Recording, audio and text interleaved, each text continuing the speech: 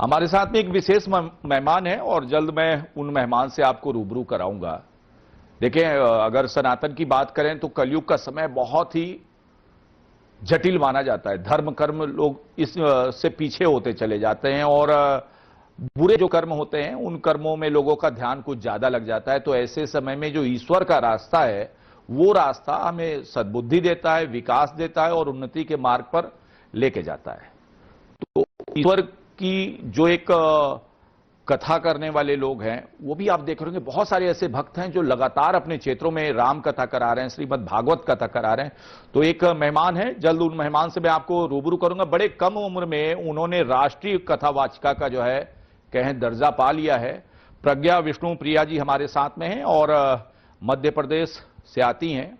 इनके बारे में जानना समझना चाहूंगा और सबसे बड़ी बात, आप इनकी उम्र आप देखेंगे और देखेंगे कि कैसे इन्होंने आध्यात्म के मार्ग पर जो है अग्रसर हुई हैं। क्या कुछ ऐसी स्थितियां इनके साथ में बनी थी कि इनका जो रुझान है, क्योंकि आप देख रहे होंगे कई सारी तस्वीरें आती हैं, हमें तो अच्छी नहीं लगती हैं, हालांकि लोग जैसा भी उनको समझते हो। मुझे आध्यात्म का रास्ता बड़ा पसंद है। तो हमारा आपका पहला संवाद है प्रज्ञा विष्णु प्रिया जी।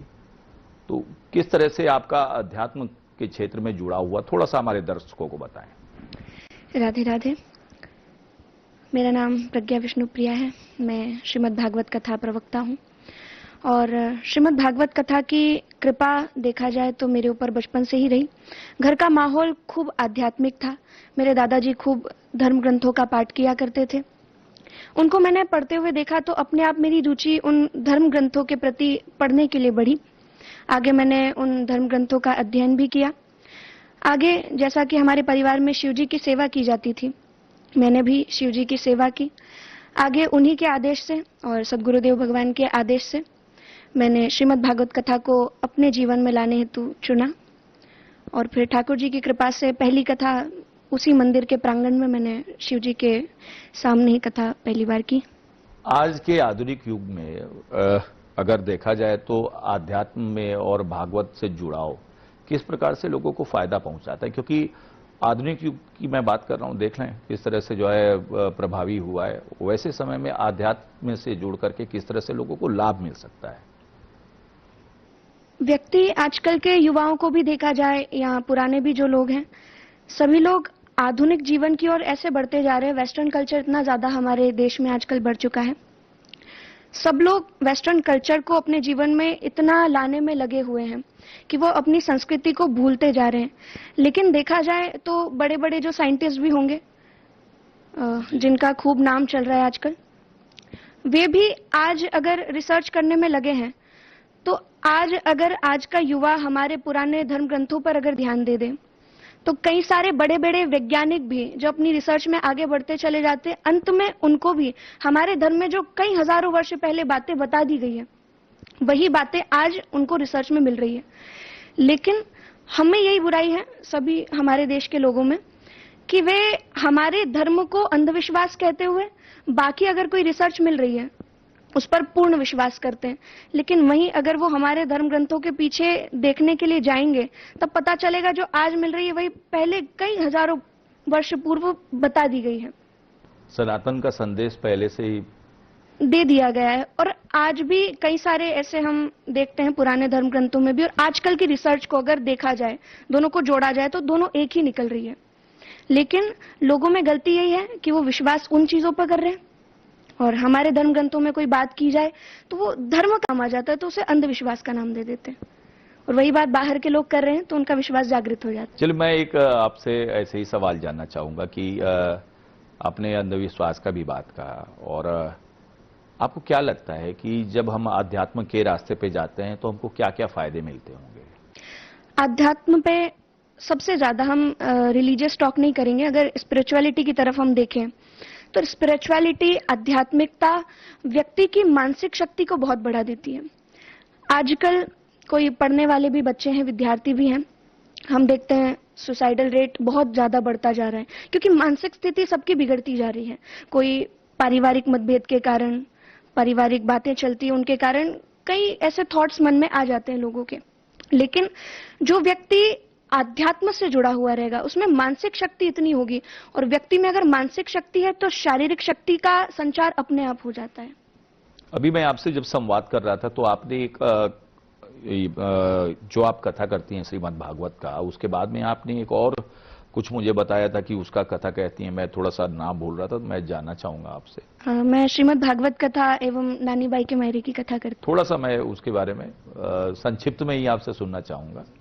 हूँ। नानी बाई का मायरा एक बड़ा ही मार्मिक प्रसंग है, जिसमें एक बड़े ही धनवान व्यक्ति नरसिंह मेहता हुए, जिनके पास में खूब करोड़ों की संपत्ति थी। जिस समय पर एक एक रुपया भी व्यक्ति के लिए बड़ा मूल्यवान था, लेकिन उस समय पर करोड़ों की संपत्ति होने के बावजूद नरसिंह जी ने श्रीमद् भागवत कथा के दशम स्कंद की कथा सुनने के बाद में अपना सर्वस्व दान कर दिया।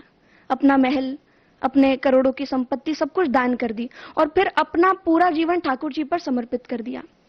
अब उसके बाद में नरसिंह जी ने, जब वो धनवान थे, तब अपनी पुत्री का विवाह एक धनवान संपन्न परिवार में करा दिया था। लेकिन अब उनकी पुत्री के विवाह का समय आया, जिसमें मध्य प्रदेश में और मारवाड़ में अगर देखा जाए तो एक रीति चलती है मायरे की, जिसको मामेरा भी कहा जाता है और भात भी कहा जाता है। तो भात का एक पूरा जब पत्रिका आई, जिसे हम इनविटेशन कार्ड के रूप में देखते हैं, जब इनविटेशन कार्ड भेजा गया तब उसके साथ में एक पत्र लिखा गया कि आपके पास में अगर इतने मायरा लाने लायक हो तभी आप आइएगा। बारात लेकर के? हाँ, मायरा मायरा मायरा, जो कि मामा के घर से भेंट आती है। थोड़ा सा सरलता से आप समझा दें। हाँ, मायरा एक कन्या के लिए अपने मामा नाना परिवार से भेंट आती है विवाह के समय। तो नरसिंह जी के पास में पत्र आया, लेकिन नरसिंह जी ने फिर भी जो करेंगे ठाकुर जी करेंगे ये कहकर के स्वयं जितना कर सकते थे नरसिंह जी ने, जितना उनके पास में था उतना इकट्ठा किया। मायरा भरने के लिए नरसिंह जी ले जाने लगे। फिर भी ठाकुर जी पर विश्वास था। अंत में जब नरसिंह जी की पुत्री ठाकुर जी की राह देख रही थी, एक कुएं के समीप बैठ करके ठाकुर जी की राह देख रही थी कि अगर वे आ गए तो आज मैं जाऊंगी, वरना इसी कुएं में कूद जाऊंगी। लेकिन जैसे ही ठाकुर जी का आगमन हुआ, बड़ी प्रसन्न हो गई और ठाकुर जी ने उस समय पर 56 करोड़ का मायरा भरा है आकर के, प्रकट होकर के। आप भी बड़ी प्रसन्न हो गई कथा? बिल्कुल, ये बड़ा ही मार्मिक प्रसंग है और हम बड़े जुड़े हुए हैं इससे। चलिए, जो मैं आधुनिक युग पे आप चर्चा कर रही थी, मैं कुछ सवाल युवाओं के लिए, क्योंकि आप खुद जो है युवा हैं और बड़ी अच्छी बात है आप आध्यात्म से जुड़ी। आपको देख करके हमारी जो आज युवा पीढ़ी है वो भी, उसका भी जुड़ाव आध्यात्म की तरफ से होगा। युवाओं के लिए क्या संदेश है आपका? आजकल के युवाओं को देखा जाए तो सब लोग वेस्टर्न कल्चर से बड़े प्रेरित हो रहे हैं। हम किसी भी बड़े शहर में जाएंगे, नाइट कल्चर बहुत चल रहा है, कई सारी चीजें चल रही हैं। युवा खुद अपनी बनाई गई चीजों में फंस जाते हैं और फिर बाद में, जैसा कि हमने कहा था कि मानसिक खूब पीड़ा हो रही है आजकल, सब लोगों में बढ़ती जा रही है, मेंटल प्रेशर बढ़ रहा है। अगर आज का युवा बाकी सारी चीजों के साथ साथ वो सोशल मीडिया का यूज करे, लेकिन उसका सदुपयोग करे, उसी के साथ साथ अगर आज के युवा हमारी संस्कृति पर ध्यान देंगे तो कहीं ना कहीं आजकल जो खबरें सुनने को मिल रही है उसमें कुछ कमी आ सकती है। मैं आपसे नशे के लिए कुछ जानना चाहूंगा। भैया, आप किस तरह से देखती हैं जो हमारी युवा पीढ़ी है वो आध्यात्म से दूर होकर के नशे की तरफ बढ़ती चली जा रही है? इसमें मैं बालकों को भी बोलूंगा और बालिकाओं को भी बोलूंगा। मुझे लगता है दोनों कहीं से कहीं कम नहीं है। जी, ये बात सही है, चाहे वो लड़कियां हों लड़के हों, दोनों ही आजकल नशे की तरफ बहुत बढ़ते जा रहे हैं। हम बड़े बड़े शहरों में देखते हैं खूब नशा आजकल चल रहा है।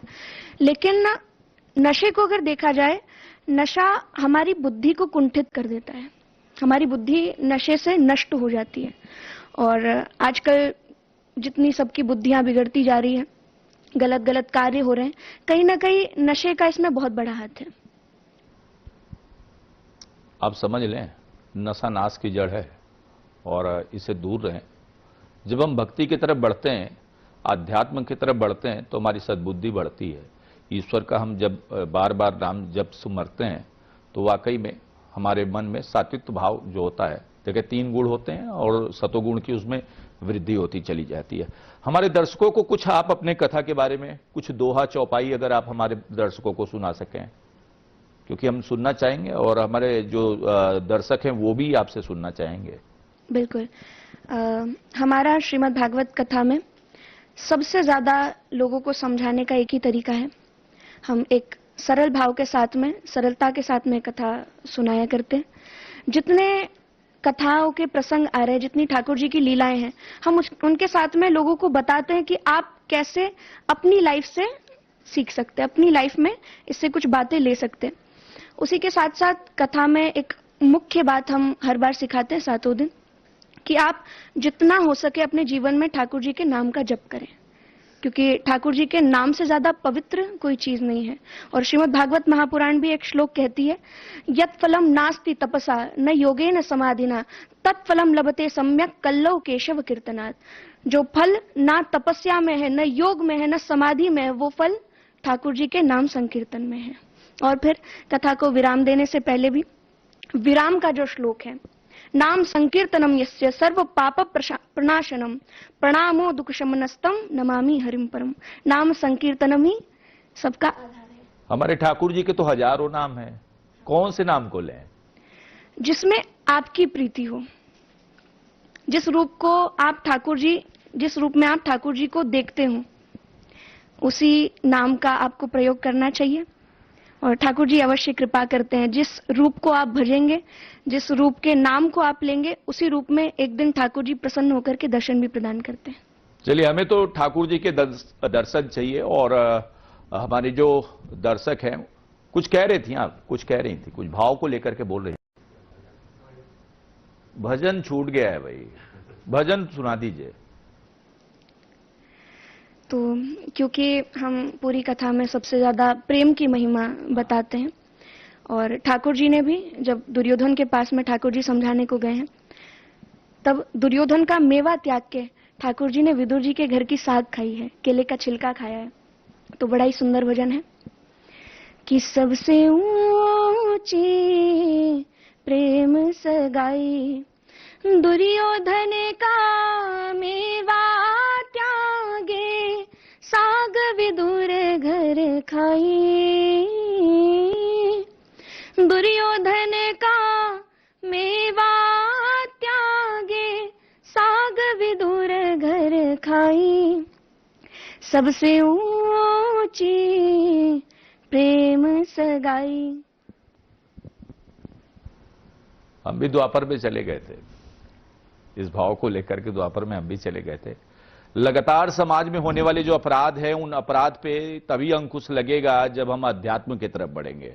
और हमारा भी यही प्रयास रहता है कि हम ज्यादा से ज्यादा आपको समाचार के साथ में ऐसे अध्यात्म को भी दिखाएं, जिससे आपका मन सात्विक भाव की तरफ जाए। लगातार खबरों के लिए बने रहे साथ न्यूज के साथ। Back to studio.